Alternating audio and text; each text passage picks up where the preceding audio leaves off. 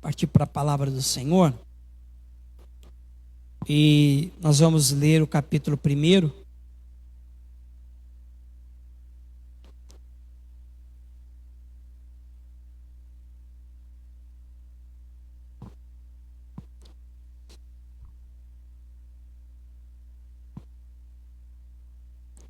Eu vou ler a partir do versículo de número 1, para nós adentrarmos a partir do versículo de número 5.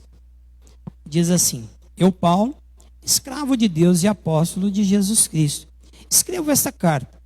Fui enviado para fortalecer a fé daqueles que Deus escolheu e para ensinar-lhes a verdade que mostra como viver uma vida de devoção. Esta verdade lhes dá a esperança da vida eterna que Deus, aquele que não mente, prometeu antes dos tempos eternos. E agora, no devido tempo, ele revelou essa mensagem que anunciamos a todos. Por ordem de Deus, nosso Salvador, fui encarregado de realizar esse trabalho em favor dele. Escrevo a Tito, meu verdadeiro filho na fé, que compartilhamos. Que Deus, o Pai, e Cristo Jesus, nosso Salvador, lhes deem graça e paz. Versículo de número 5. Deixei-o na ilha de Creta para que você completasse o trabalho e nomeasse presbíteros em cada cidade, conforme eu instruí. O presbítero deve ter uma vida irrepreensível, deve ser marido de uma só mulher, e seus filhos devem partilhar de sua fé e não ter fama de devassos nem rebeldes. O bispo administra a casa de Deus e, portanto, deve ter uma vida irrepreensível. Não deve ser arrogante nem briguento, não deve beber vinho em excesso, nem ser violento, nem buscar lucro desonesto. Em vez disso, deve ser hospitaleiro e amar o bem. Deve viver sabiamente, ser justo e ter uma vida de devoção e disciplina. Deve estar plenamente convicto da mensagem fiel que lhe foi ensinada, de modo que possa encorajar outros com o verdadeiro ensino e mostrar aos que se opõem onde estão errados. Pois há muitos rebeldes que promovem conversas inúteis e enganam as pessoas. Refiro-me especialmente àqueles que insistem na necessidade da circuncisão. É preciso fazê-los calar, pois, com os seus ensinos falsos, têm desviado famílias inteiras da verdade. Sua motivação é obter lucro desonesto. Até mesmo um deles, um profeta nascido em Creta, disse: os cretenses são mentirosos, animais cruéis e comilões, preguiçosos. Isso é verdade. Portanto, repreenda-os severamente, a fim de fortalecê-los na fé. É preciso que deixem de dar ouvido a mitos judaicos e às ordens daqueles que se desviaram da verdade. Para os que são puros, tudo é puro. Mas para os corruptos e descrentes, nada é puro. Pois têm a mente e a consciência corrompida. Afirmam que conhecem a Deus, mas o negam por seu modo de viver. São detestáveis e desobedientes e não servem para fazer nada de bom. Vamos orar novamente. Senhor, nosso Deus e Pai, nós queremos, Senhor, te adorar, Senhor. Nós queremos te glorificar, exaltar o teu nome, por tudo que o Senhor tem feito por nós. Pai, nós vamos falar da tua palavra. E tu sabes, ó Deus, que de mim, Senhor, eu não tenho nada. Peço a ti, Senhor, que o Senhor venha revelar ao nosso coração a tua santa palavra, Senhor. Pai, que eu não venha falar nada de mim mesmo, mas que o teu Espírito Santo possa estar falando através de nós, Senhor. Pai, alcança corações nesta noite, alcança vidas nesta noite. Que a tua palavra venha provocar em nós mudanças e transformações, Senhor. Pai, eu peço a ti, no nome do teu Filho amado, Senhor, fala conosco, Senhor. E me perdoa, Senhor, mais uma vez por tudo que eu tenho feito e desagradado a ti, Senhor. Eu peço as tuas misericórdias sobre a minha vida. Para a honra e glória do teu nome, te peço, Deus, e te agradeço por tudo, Senhor. Amém. Irmão, semana passada nós ficamos praticamente na introdução e nós falamos um pouco sobre a vida de 1 Paulo, do versículo de número 1 até o versículo de número 4. Ele fala, ele defende o seu apostolado, quando ele fala escravo de Deus, apóstolo de Jesus, tal. E aí ele fala para que ele foi enviado, por que ele foi enviado e para que ele foi enviado. Então ele fala que foi enviado para fortalecer a fé daqueles que Deus escolheu e para ensinar-lhes a verdade, que mostra um viver, um caminho de devoção. A preocupação do apóstolo Paulo era justamente essa, naquela cidade, conforme eu havia mencionado semana passada. Era um povo, era uma igreja que estava caminhando para... alguns estavam desviando-se da verdade, né? Eles se convertiam, os gentios, eles se convertiam, e logo os judaizantes, eles já começavam a persegui-los, e dizendo que eles tinham que circuncidar, que tinham que manter alguns ritos que a lei Moisés exigia. Então Paulo, ele condenava esse tipo de atitude, porque eles se converteram a Cristo e tinham que servir a Cristo, né? E então, e aí eles começaram a ter algum problema, alguns ou vários problemas. E na ocasião, eu disse para vocês, eu disse para os irmãos que nos acompanharam semana passada, que do perfil de Tito, né? Porque Timóteo, ele foi enviado para Éfeso, e Tito, ele foi enviado à igreja de Corinto para resolver, para solucionar problemas. E aí, estudando um pouco acerca de Timóteo, acerca de Tito, nós chegamos à conclusão que Timóteo era um jovem, né, um jovem pastor. Ele era mais tranquilo, ele era um pouco tímido, né, e ele não tinha o perfil que Tito tinha para realizar esse trabalho para Paulo na ilha de Creta, né? Então ele não tinha esse perfil, Timóteo não tinha.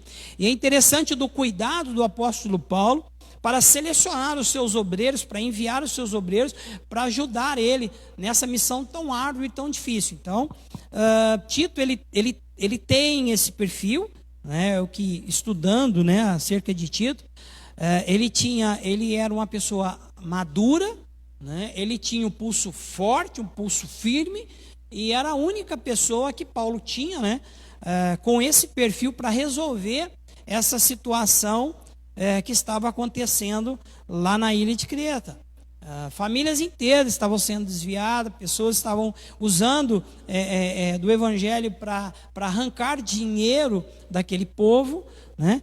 E além deles pregarem heresias, né, coisas contrárias àquilo que Paulo ensinava. E aí então o perfil que ele tinha era um perfil assim de uma pessoa mais séria, madura e firme, né? Ele tinha que ser essa pessoa firme para resolver esses problemas que o apóstolo Paulo estava enfrentando lá na ilha de Creta. E no versículo de número 5, Paulo, ele diz qual que é o objetivo dele, qual que era o propósito do apóstolo Paulo por ter deixado Tito em Creta. Algumas versões vão dizer assim, ó, na NVT, que é a leitura que eu fiz, diz assim: deixei-o na ilha de Creta para que você completasse o trabalho e nomeasse presbíteros em cada cidade, conforme o instruí. Então, ele foi instruído por Paulo para chegar naquela cidade, para ele levantar ali homens, que o presbítero aqui, o presbitério aqui são anciãos, né, são pessoas com uma vaga experiência que podiam ajudar a resolver e solucionar alguns problemas, né, pela experiência de vida. Então tinha que ser um ancião para ajudar na organização dessas igrejas. Em outras versões vai dizer assim: eu te deixei aí para você colocar em ordem, ou seja, ele usa a palavra ordem ele colocar em ordem aquilo que estava em desordem. Então a gente nota que havia uma desordem nas igrejas, e Paulo, preocupado com isso, ele envia Tito para poder resolver a situação. E uma das coisas que eu mencionei semana passada e que me chama a atenção é fazer algo na casa de Deus sozinho. Nós não conseguimos fazer nada sozinho. E não é só na igreja. Em toda a nossa vida, a gente está sempre, isso nos ensina algo muito importante, ensina a dependência de pessoas, né? De partilhar, às vezes, com pessoas. Nós precisamos das pessoas, nós necessitamos de ajuda das pessoas. Então, o apóstolo Paulo, ele fala assim: olha, você vai levantar, você vai nomear homens presbíteros, o presbitério, e esses, em cada cidade, eles vão cuidar. Ou seja, é impossível Tito chegar e resolver tudo sozinho. Eu já tive o privilégio de cuidar de mais de uma igreja. Eu já tive o privilégio de cuidar de 8 ou 9 igrejas, né? E eu sei o quanto que é difícil você administrar isso, né? Porque a gente vê aqui no versículo de número 5, ele vai falar sobre, para ele nomear presbíteros, e depois ele vai falar das qualificações desses homens, e quando ele chega no versículo de número 7, ele vai falar do bispo, porque o bispo, ele é um supervisor, ou seja, além dos presbíteros que ele tinha que nomear, ele precisava também de bispo para supervisionar. Então era um trabalho muito organizado. A obra de Deus, ela é organizada, e tem que ser organizada, porque Deus é um Deus organizado, né?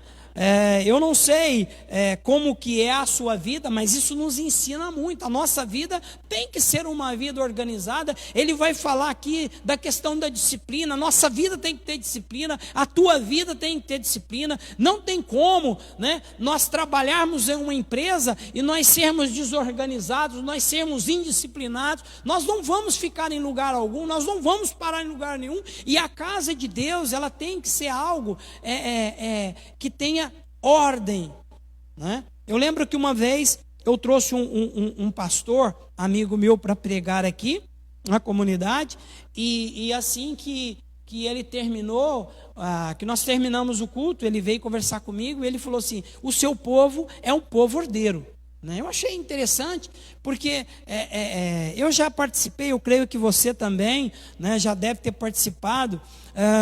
Momentos como esse, momentos ao qual nós estamos transmitindo a palavra, ou o professor está ensinando algo, é momento de nós termos disciplina na casa de Deus, é momento de nós não conversarmos, é momento de nós estarmos atentos àquilo que Deus está nos ensinando, né? Então a casa de Deus, eu aprendo aqui com o apóstolo Paulo, que precisa de ordem. A casa de Deus precisa de ordem, a sua casa precisa de ordem, a sua vida precisa de ordem, a sua vida precisa de disciplina. Isso faz parte do povo de Deus, porque eu tenho certeza que Paulo, quando ele trouxe esses ensinamentos, ele estava preocupado como que era o comportamento daquela igreja, como que aquela igreja cristã se comportava naquela cidade.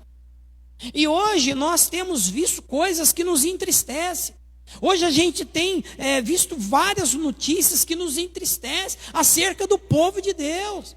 Maus testemunhos, coisas que os cristãos no seu dia a dia, os cristãos evangélicos no seu dia a dia faz, que é coisas terríveis. E a Bíblia nos ensina a nós sermos um povo ordeiro. A Bíblia nos ensina a viver uma vida de devoção a Ele, uma vida de disciplina. E o apóstolo Paulo, ele tinha essa preocupação. Então ele disse assim: olha, o presbítero, ele vai falar sobre as qualificações do presbítero, tá? Isso é muito importante, tá? É muito importante a gente aprender isso. Ele diz assim: olha, o presbítero deve ter uma vida irrepreensível. Ele deve ser uma pessoa aberta a diálogos, ele deve ser aquela pessoa turrona. Eu já trabalhei com obreiros assim. E a Bíblia diz que as pessoas, o obreiro, ele tem que ser alguém irrepreensível. Sabe aquela pessoa que você não tem que ficar chamando atenção toda hora? Você fala uma vez, pastor. Existe uma submissão por trás disso. Existe uma obediência por trás disso. E isso não envolve somente a questão eclesiástica. No seu trabalho é a mesma coisa. Você está no seu trabalho, na sua casa, a obediência para com os seus pais, a obediência para com os seus professores, a obediência para com os seus patrões e chefes e outras coisas mais. Isso é algo que nós aprendemos, que a Bíblia nos ensina, que Deus nos ensina, e é algo que lá fora nós precisamos de manter esse padrão cristão, para que as pessoas possam olhar para nós e ver que verdadeiramente aquilo que nós estamos aprendendo, a palavra ela está trazendo correção para a nossa vida, a palavra está trazendo disciplina para a nossa vida.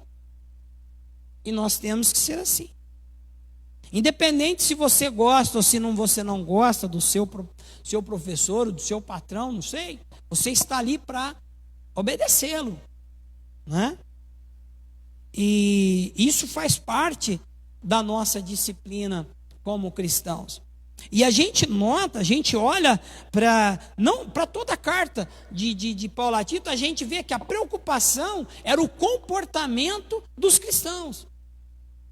E eu tenho certeza que você conhece pessoas assim. Pessoas que não obedecem ninguém. Ele não obedece às leis. Ele não obedece o governo, não obedece nada. E a Bíblia nos ensina que nós precisamos de nos comportar. Infelizmente, às vezes nós vivemos em um país em que nós não somos, às vezes, felizes com as coisas que às vezes acontecem.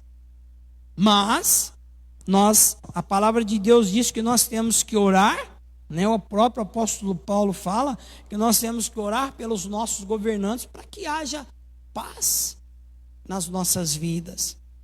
E então ele diz assim, ele tem que ter uma vida irrepreensível, ele tem que ser uma pessoa correta. Depois ele diz assim, deve ser marido de uma só mulher. Ele deve ser fiel no seu casamento, ele deve ser fiel na sua vida conjugal. E é interessante que se nós formos no capítulo 3 de Paulo a Timóteo, na primeira carta do apóstolo Paulo a Timóteo, ele vai falar das mesmas qualificações nos líderes da igreja. Paulo ensinando, instruindo Timóteo, ele vai falar a mesma coisa. Olha, eles devem viver uma vida de devoção, uma vida irrepreensível. Eles devem ser marido de uma só mulher. Ele deve ser fiel no seu relacionamento, na sua família, com a sua esposa. Ele deve ter autocontrole. O capítulo 3, a partir do versículo de número 2, vai falar das qualificações. Então existe uma preocupação do apóstolo Paulo com o comportamento da igreja. Quando o Corinto estava atravessando momentos difíceis, porque o contexto da carta aos Coríntios era um contexto difícil, era uma cidade difícil de viver no meio de tanto pecado, e a igreja estava adentrando algumas coisas que eles faziam, e que aquilo era condenado pelo apóstolo Paulo. Olha, vocês não podem fazer isso. Eles fazem, mas o contexto da cidade... aquilo ali estava adentrando nas igrejas. E então o apóstolo Paulo teve que enviar até o próprio Tito para ajudar a resolver esses problemas. Então ele diz assim, deve ser marido de uma só mulher, ele deve ser fiel no seu casamento, fiel na sua vida conjugal, tá? Ele deve ter os seus filhos devem partilhar da sua fé. Aqui ele fala de uma família, da família do obreiro. Eu sei o quanto que é difícil. Eu sei. Eu já convivi com obreiros em que a família, os filhos, eles até partilhavam da fé, mas o seu comportamento, a sua vida comportamental era diferente. Então os pais sofriam muito com isso. E esta palavra vai para os filhos. O seu pai ou a sua mãe, a sua família, se eles têm um ministério, você tem que honrar o seu pai e a sua mãe. Você tem que ajudá-los, porque isso é bom, isso agrada o coração de Deus. E na igreja, aqui em Creta, Paulo se preocupava com isso. Olha, os filhos, eles devem partilhar da mesma fé. Não tem como o obreiro assumir uma igreja, sendo que os filhos não professam a mesma fé, ou a vida, o comportamento deles é diferente do pastor, do dirigente, da família. É muito triste isso, irmãos. E o apóstolo Paulo, ele tinha essa preocupação. Olha que os filhos, eles não devem ter fama de devassos e nem rebeldes. Olha a preocupação do apóstolo Paulo. Eu não concordo, eu sei que a igreja ela não aceita quando o pastor ele está educando os seus filhos e os seus filhos às vezes não partilham a mesma fé e de repente o pastor começa a dar oportunidade para os filhos e os filhos não compartilham a mesma fé, não partilham a mesma fé, não têm uma vida de devoção e às vezes os pais, os pastores querem colocar filhos em algum departamento da igreja. Isso causa um choque na igreja muito grande. A igreja ela rejeita esse tipo de coisa. Olha a preocupação do apóstolo Paulo. Isso serve de ensinamento para mim, serve de ensinamento com certeza para você que nos assiste. Nós temos que ensinar os nossos filhos, nós temos que lutar para que os nossos filhos venham estar conosco, partilhando da mesma fé, nos ajudando. Eu louvo a Deus pela vida dos meus filhos. Eu louvo a Deus porque eu tenho eles me ajudando. Não todos, mas eu tenho a maioria deles me ajudando. E isso é muito triste para aquele que está à frente do trabalho, porque o desejo dele é que toda a sua família realmente venha ajudar. Isso é maravilhoso. Eu conheço famílias inteiras que são famílias de levitas, são pastores, são mestres, e a igreja ganha muito com isso. A igreja cresce muito com isso. E aqui o apóstolo Paulo, ele tinha essa preocupação, né? E aí quando ele entra no versículo de número 7, ele vai falar sobre as qualificações do bispo, que era o supervisor. Olha que o bispo, ele administra a casa de Deus. Portanto, ele também tem que ter uma vida irrepreensível. Essa era a preocupação dele. Tem que ter uma vida irrepreensível. Ele não deve ser arrogante. Ele não deve ser arrogante. A pior coisa que tem é a gente lidar com pessoas arrogantes, sabe? Pessoas orgulhosas, pessoas dono da situação. Ele acha que ele é dono da situação, ele conhece tudo. É o chamado sabe tudo. Sabe, quando você vem conversar com ele, ele já sabe, ele já tem resposta para tudo. Então aqui, ele fala, olha, ele não pode ser arrogante e nem briguento. Sabe aquela pessoa que adora um confronto? Tem pessoas que adoram um confronto. Uma coisa pequena para ele é motivo de cair a casa. E isso não pode, porque isso não pode atrapalhar o andamento da igreja, isso não podia atrapalhar o crescimento da igreja. Olha a preocupação do apóstolo Paulo, o zelo que o apóstolo Paulo tinha para com a igreja de Deus. E hoje não é diferente. Nós estamos aqui representando aqueles que deram início, né, os apóstolos. Nós estamos dando continuidade. E nós, como os pastores, como os obreiros, nós temos que manter também. Você que tem cargo na casa de Deus, seja um diácono, seja um músico, seja um cantor, eu não sei.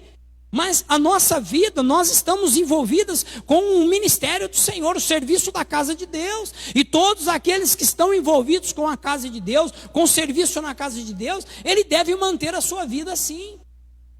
Uma vida digna, ao qual as pessoas olhem para ele e não venham apontar erros e falhas. Isso é muito sério. Às vezes a gente olha só para a vida do pastor, às vezes a gente olha só para a vida do professor da escola dominical. Não, é todos aqueles que estão envolvidos na casa de Deus, que tem o seu trabalho na casa de Deus, que faz alguma coisa na casa de Deus.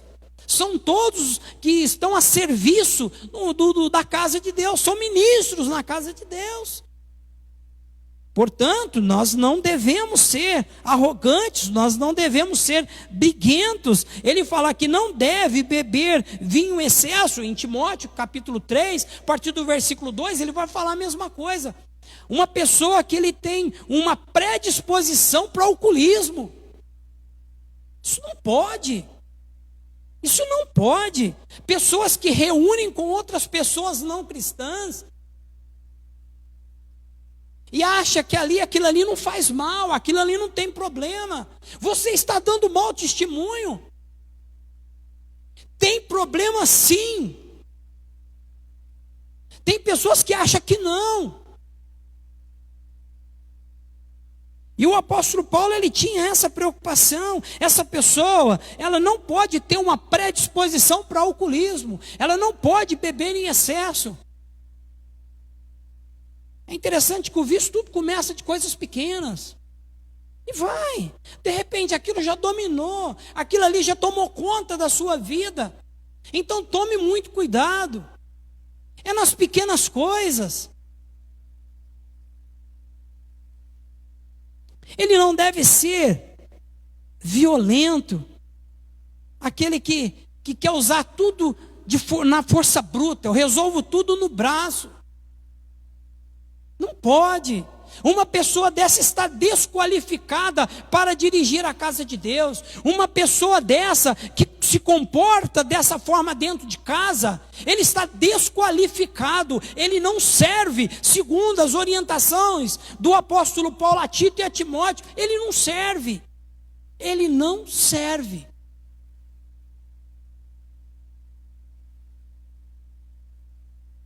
Aquela pessoa que tem ação violenta, sabe? Quando a gente vai lá para Gálatas, no capítulo 5, a partir do versículo de número 22 e 23, a gente vai ver os frutos, né, o fruto do Espírito, aquilo que nós temos que produzir, que mediante o Espírito, que mediante a palavra, vai transformando a nossa vida. E nós não podemos viver, não, eu sou assim, eu não tem jeito, eu vou viver assim, não podemos. A palavra, ela tem poder para transformar a minha vida, a sua vida, transformar a nossa maneira de pensar e principalmente a nossa maneira de agir, a nossa maneira de viver. Aquele que está em Cristo, diz a palavra, nova criatura é. As coisas velhas são passadas e eis que tudo se fez novo. Vai se renovando cada dia. É como se nós olhássemos e falássemos assim: eu preciso de melhorar nisso e nisso. Mas você tem que desejar melhorar. Você tem que desejar isso dentro de si. Não pode haver um conformismo. Porque a minha família é assim, porque a minha família é de sangue quente. Não. A palavra, ela tem poder para mudar a sua vida, para transformar a sua vida. E uma pessoa que age violentamente dentro de casa, ele está desqualificado para o trabalho da obra. Está desqualificado. E nem buscar lucros desonestos. Sabe aquela pessoa que gosta de trapacear o outro, passar o outro para trás? Isso não pode. Fazia parte das qualificações, e Paulo falou: olha, isso não pode. Essa pessoa que busca esse lucro desonesto, isso não pode. Irmãos, é triste quando a gente ouve alguém comentar que fulano passou a perna no outro, que fulano fez isso, que fulano fez aquilo, sendo cristãos. Isso entristece a gente, irmãos. Sabe? Isso não pode. A palavra nos ensina. Está desqualificado pessoas assim. E é triste, irmãos, quando a gente vê pessoas agindo dessa maneira à frente de trabalhos, dirigindo igrejas, irmãos. Isso nos entristece muito. Eu lembro quando eu fui ser consagrado a pastor, eu passei por um treinamento. Era árduo, eu tinha que ir até em São Paulo, tinha que ficar o dia inteiro assistindo, ouvindo palestras.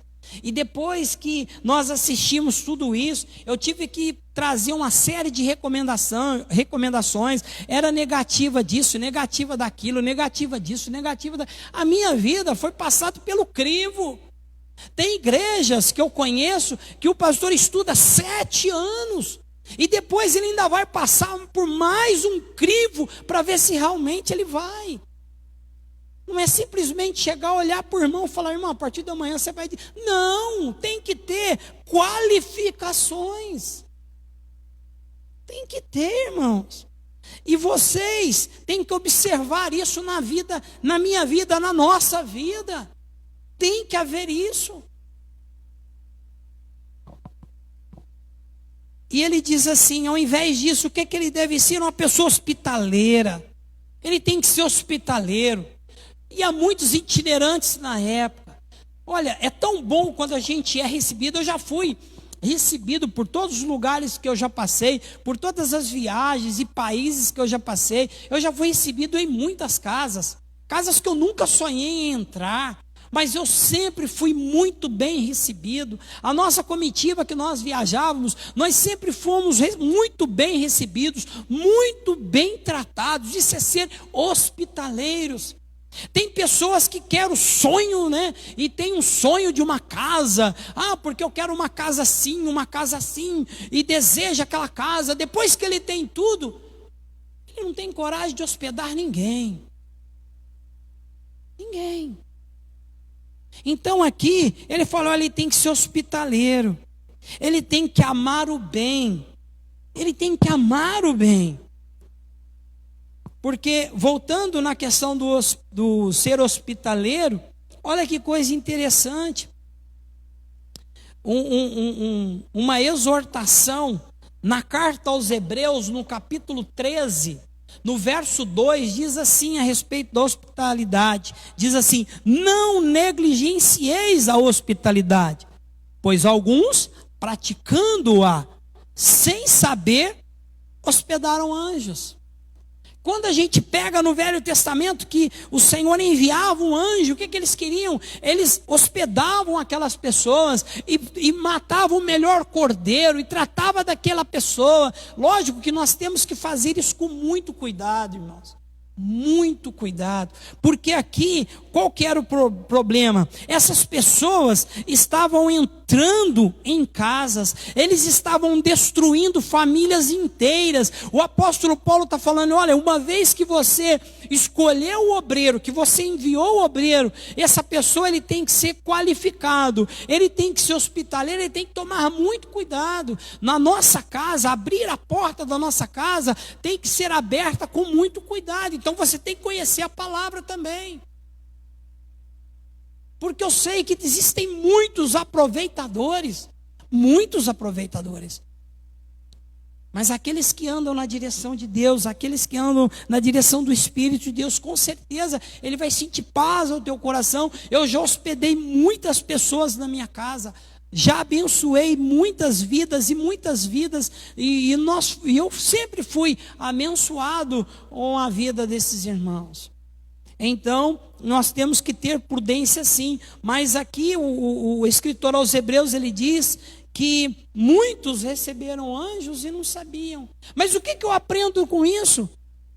Né? Talvez se eles soubessem que eram anjos, ia ter um outro tratamento. Não é verdade? Talvez eles iam tratar diferente. Olha, esse é um anjo de Deus, vamos fazer isso, vamos fazer aquilo. Não, independentemente do que ele era, eles fizeram, eles cuidaram. Então aqui a carta aos Hebreus nos ensina que nós devemos cuidar, que nós devemos hospedar, que nós devemos tratar essas pessoas, porque a gente não sabe, né? E aqui a palavra nos diz que muitos hospedaram anjos e não sabiam.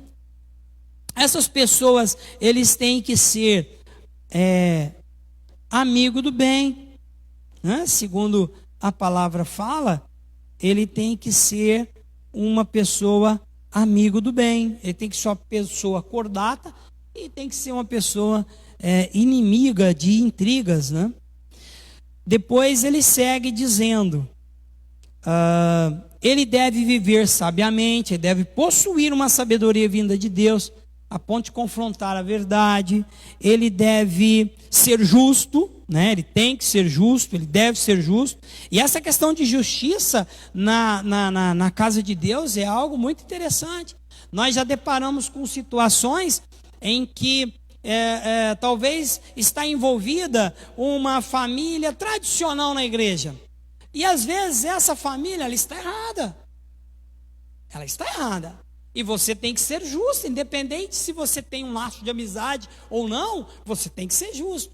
Eu sei que isso é difícil, eu já passei por situações semelhantes, eu já sofri muito no passado concernente a isso, porque eu tive que agir de uma maneira, né? Eu fui contra a vontade daquela família que na época era amiga nossa, né, da nossa família, e eu tive que agir, tive que ser justo, independente do grau de que nós tínhamos de amizade. Isso daí não pode interferir, e uma pessoa justa, ela vai agir assim, infelizmente, a gente tem que agir assim, é assim que a palavra nos ensina, felizmente, digo, né? Então, essa pessoa, ela precisa ser justa e ter uma vida também de devoção. Ele tem que ser uma vida que está na presença de Deus, servindo ao Senhor, adorando o Senhor. É observar a vida dessa pessoa e uma vida também de disciplina. Ele deve estar plenamente, olha que interessante, ele deve estar plenamente convicto da mensagem fiel que lhe foi ensinada. Ele tem que ter convicção daquilo que ele aprendeu e daquilo que ele ensina. Ele tem que ter convicção disso. E por aí vai, eu preciso acelerar um pouquinho aqui, né? De modo que ele possa encorajar outro. Ou seja, ele tem que ser convicto naquilo que ele aprende, a fim de que motivar um ao outro. Motivar um ao outro. Porque sempre aparece, né? Às vezes o professor, ou o pastor, ou o mestre está ensinando na igreja, e às vezes surge aqueles ensinamentos, que às vezes há dúvida, né? Aí chega no coração daquele que não está convicto, e aí junta com o outro que está em dúvida. Olha só, se não tomar cuidado. Mas se ele está convicto daquilo que ele aprendeu, daquilo que ele conhece, quando ele for confrontado com alguém que está em dúvida, a pessoa vai motivar. Não, é assim mesmo, a palavra nos ensina isso, e damos até referências. É assim que nós temos que nos portar, é assim que nós devemos fazer. Encorajar os outros com o ensino, com o verdadeiro ensino, e mostrar com os que se opõem estão errados. Ou seja, olha, o que Paulo está falando aqui? Eles tinham que ter qualificações, eles tinham que ter conhecimento, porque aqueles que se opunham, quando fossem confrontados, o que eles iam analisar? Peraí, eu estou errado. Por quê? Porque fulano está ensinando assim, o que eu estou aprendendo está errado, né? Então, ele diz assim no verso de número 10: pois há muitos rebeldes que promovem conversas inúteis e enganam pessoas. Olha assim, é muito interessante isso daqui. A gente aprende na casa de Deus que nós precisamos de valorizar o ensino. Tá? Eu fico triste, eu fico chateado quando às vezes eu estou assistindo o pastor Cairo ensinar, um jovem ainda, ensinando a palavra, se dedica, se esmera na palavra. E às vezes a gente olha o público, a quantidade de pessoas que está assistindo é vergonhoso. Sabe, é algo profundo, é algo que nós precisamos de aprender. Na casa do Senhor, a gente não vive só de louvor, não. A gente não vive só de palavras que vêm, palavras abençoadoras, não. Nós vivemos também de exortação, de edificação. Nós precisamos ser confrontados, precisamos ser exortados. E aí vem os irmãos que dedicam, que se esmeram na palavra, e às vezes as pessoas não valorizam a palavra, né? Então nós precisamos de valorizar. Para quê? Para nós confrontarmos as pessoas que ensinam coisas erradas e não aceitarem ensinos errados. E ele diz assim: refiro-me especialmente àqueles que insistem na necessidade da circuncisão. Ou seja, eles estavam tentando inserir dentro da igreja ritos judaicos. Aquilo ali é errado. E eles entraram e estavam adentrando. E a palavra nos diz assim, que eles estavam destruindo famílias inteiras. Olha a falta de conhecimento, olha a falta de sabedoria dessas famílias. E hoje não é diferente, irmãos, hoje não é. Hoje nós temos N mensagens, N pregadores, as pessoas não selecionam o que vê, não selecionam o que vê, não entram no profundo do ensino. E aqui a preocupação do apóstolo Paulo era justamente isso, estava destruindo famílias inteiras. E nós não queremos isso, eu não quero isso, nosso ministério não quer isso. Nós não queremos, aqueles que ensinam não querem isso. E o Senhor também não quer isso. A motivação deles qual que era? Obter lucros desonestos. Eles estavam ganhando dinheiro fazendo isso. Como se hoje fosse diferente, irmãos. Como se hoje fosse diferente, infelizmente. Eu sei que cada um vai ter que responder diante de Deus. Eu sei. Eu sei que todos nós que administramos, todos nós que presidimos, diz a palavra, nós vamos sofrer duplo julgamento. Então eu tomo muito cuidado com aquilo que eu ensino, com aquilo que a nossa igreja está aprendendo, com aquilo que os professores estão ensinando, porque eu sei que eu vou sofrer um duplo juízo. Agora as pessoas acham que não. Eles fazem o que querem, mas eles desconhecem talvez essa passagem. Que aquele que preside receberá duplo juízo. Às vezes esquecem. Mas eu sei que todos passarão. E todos vão ter que prestar conta diante de Deus. O que nós fazemos aqui, eles acham que vai ficar aqui. Não vai. Nós temos um juiz que está prontinho, esperando para nos julgar. E nós temos que tomar muito cuidado com isso. Deixa eu acelerar.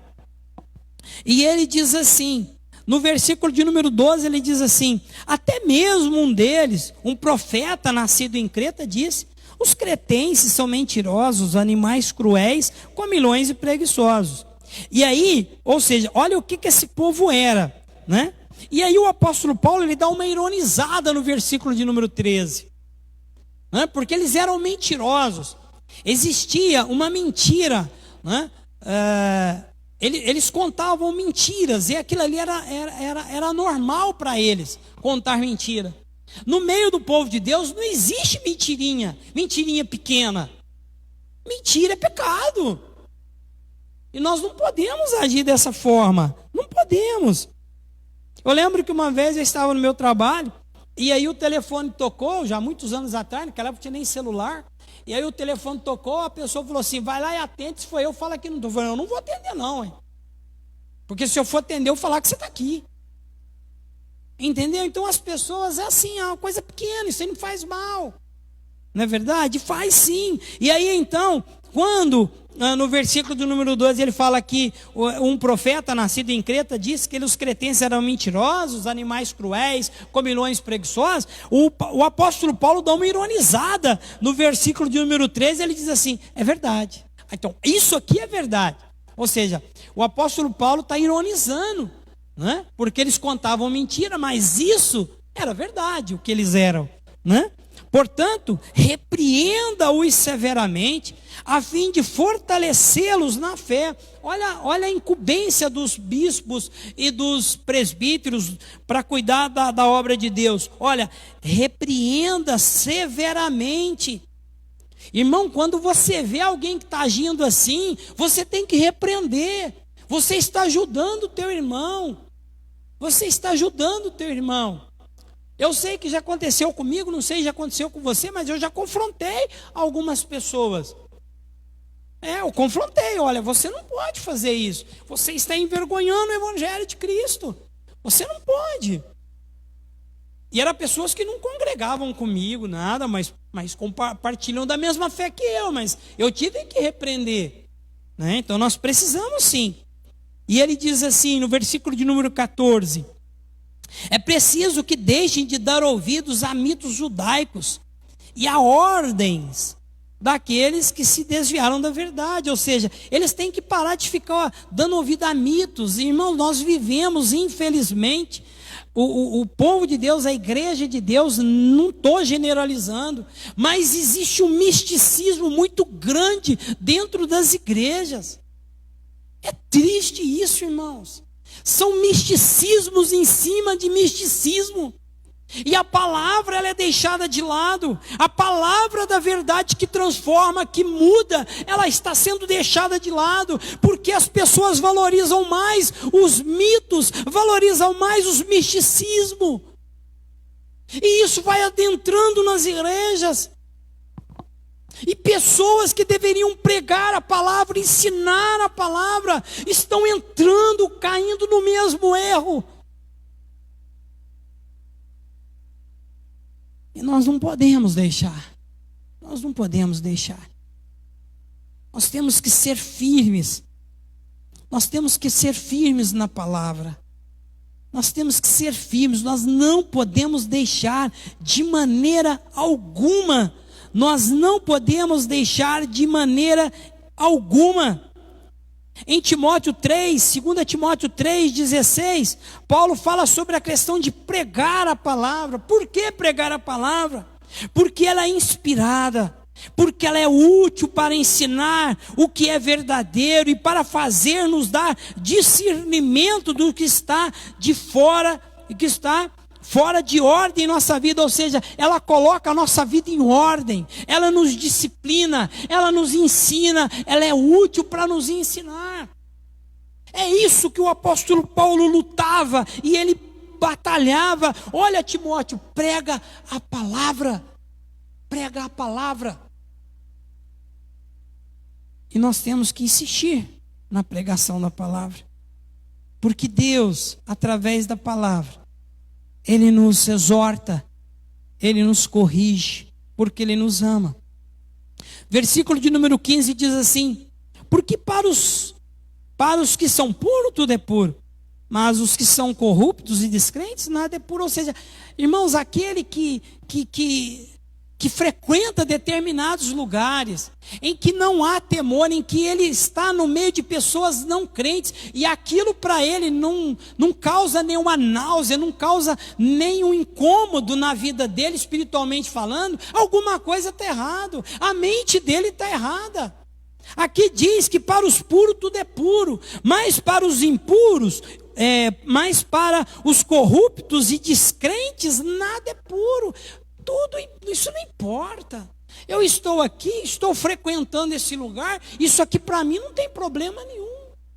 É eu e Deus. Não, alguma coisa está errada. Se você está naquele lugar, e se aquele lugar não te causa um incômodo, se aquele lugar não te causa uma certa preocupação, aonde você está, alguma coisa está errada.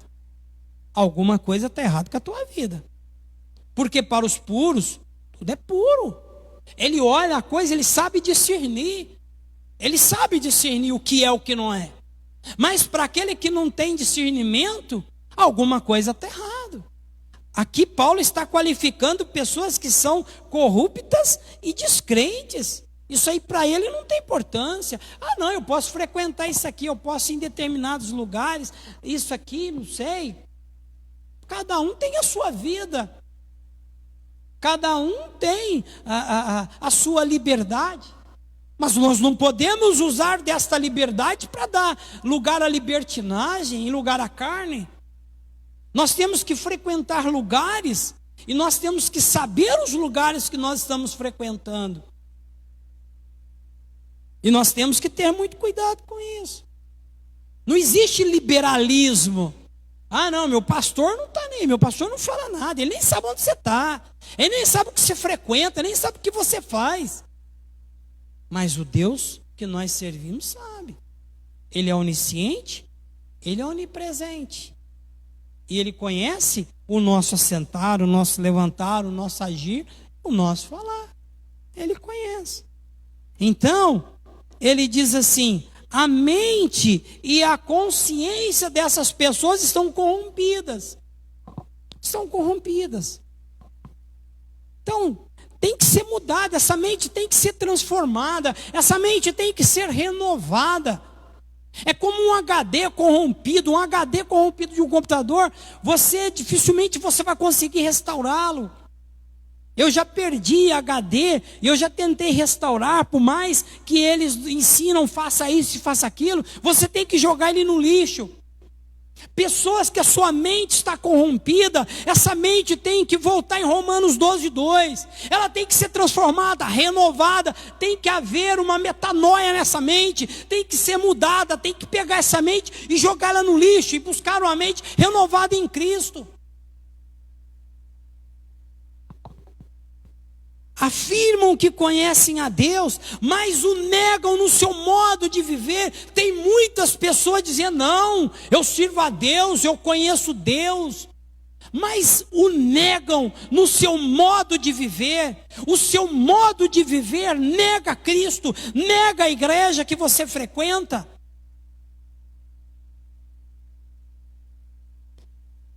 Tem um rapaz que trabalha comigo, e ele gosta de brincar muito. Ele fala assim: a igreja que fulano congrega, Jesus passa longe. Olha que tristeza isso. Ele fala isso quase toda semana. E eu olho isso, e às vezes, com tristeza, às vezes eu falo assim: gente, olha como que ele enxerga as coisas. Ele está dizendo assim que a igreja onde fulano está e congrega, Jesus passa longe dela. Irmãos, é muito sério isso aqui. O apóstolo Paulo está trazendo ensinamento para nós, como nós devemos viver, como a igreja deve viver, como a nossa comunidade nessa cidade tem que viver, como os membros dessa igreja têm que viver.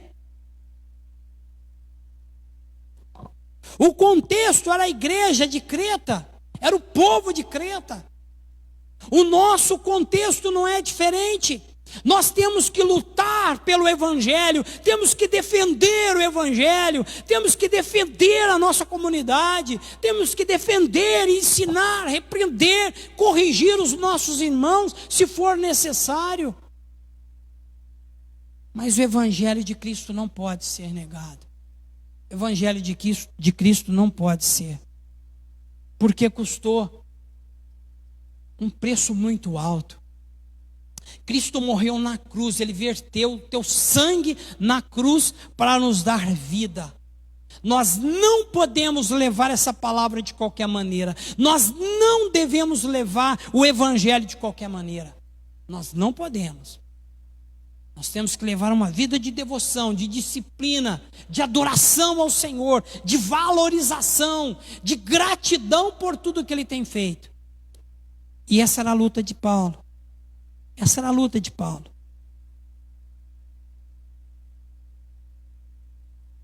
E ele diz: são detestáveis e desobedientes e não servem para fazer nada de bom. Triste isso.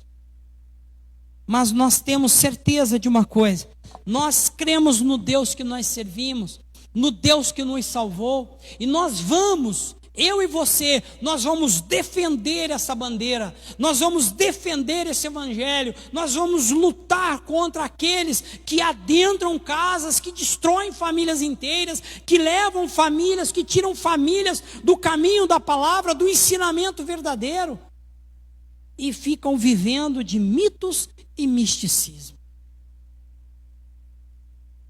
A palavra do Senhor, ela é maravilhosa. Ela é fiel. O Senhor, Ele é fiel. E a preocupação de Paulo era essa. Os músicos podem subir, por favor.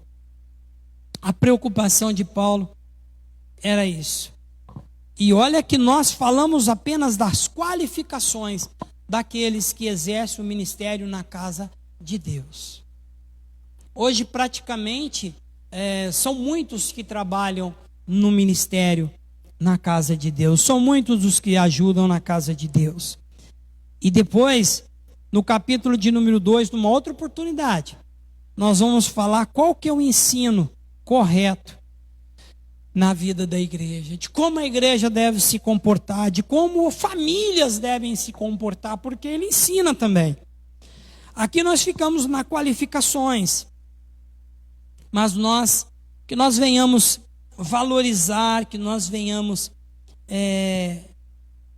valorizar aqueles que ensinam, que nós venhamos valorizar a palavra que nós estamos recebendo, que a palavra que nós estamos recebendo venha trazer em nós mudanças e transformações. É para isso que nós precisamos, porque Ele morreu por nós, para nos dar vida e vida com abundância. O nosso Deus, Ele é maravilhoso. E Paulo tinha essa preocupação. Ele cuidava muito bem da casa de Deus. Ele cuidava muito bem e exercia muito bem o chamado para o qual ele foi chamado. Ele cumpriu e ele trabalhou com pessoas, ele preparou pessoas. E nós não devemos tratar a palavra de qualquer maneira. Vamos